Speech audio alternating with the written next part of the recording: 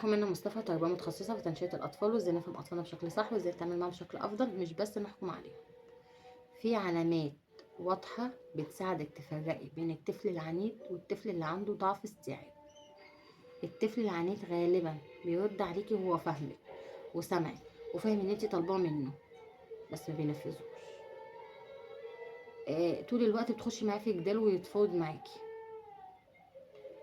تلاقيه بتشوفي منه نتيجة لما توعديه بمكافأة، تقولي له هخرجك، هفسحك، هوديك ملاهي، هجيب لك حاجة حلوة، هجيب لك لعبة حلوة انت كان نفسك فيها. هتلاقيه بيرفض بشكل واضح. لما تقولي مثلا لمي لعبك هيقولك لا، هو بيبصلك، يعني فاهم ان انت بتقوله. اما الطفل اللي مش مستوعب ايه اللي بيحصل معاه، تعالى اقولك، بيتشتت بسرعة جدا، عنده ضعف تركيز وانتباه، طول الوقت سؤاله ايه، بيحتاج اعادة تكرار الحاجة مرة واتنين وتلاتة، وساعات ما بيفهمش اللي انتي طالباه منه برضه، بينسى الخطوات، بتحسيه تايه وسرحان طول الوقت. بيتحسن جدا لما تبسطي المعلومة وتستخدمي شرح ابسط. تمام. هل ضعف الاستيعاب معناه مشكلة كبيرة؟ احيانا بيكون لا،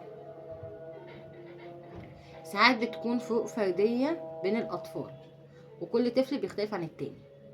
تأخر لغوي، ضعف تركيز وانتباه بس بسيط، وساعات مهاراته التنفيذية ما اكتملتش.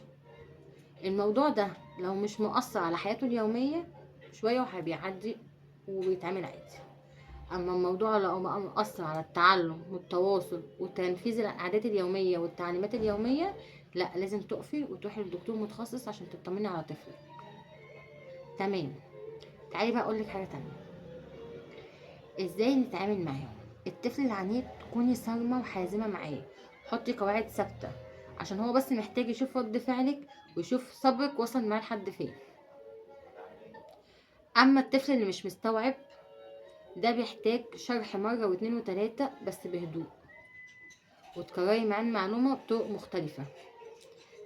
امدحيه على اي محاولة نجاح هو بيعملها، حتى لو ببالونة صغيرة او بونبوني او اي حاجة. استخدمي صور ورسومات بدل من الكلام عشان هو المخ عنده بيحب الصور ويحتفظ بيها. علميه خطوة بخطوة واستخدمي جمل بسيطة وبسطيله الشرح. مش كل طفل بيرفض بيبقى عنيد، ومش كل طفل بيتأخر في التنفيذ بيبقى متدلع. ساعات بيكون محتاج طريقة مختلفة في التفكير.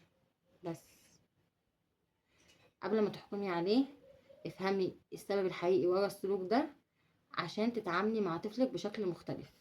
متنسيش تعملي لايك وشير وسبسكرايب للقناة عشان يوصلك كل جديد، وتفعلي زر الجرس تحت.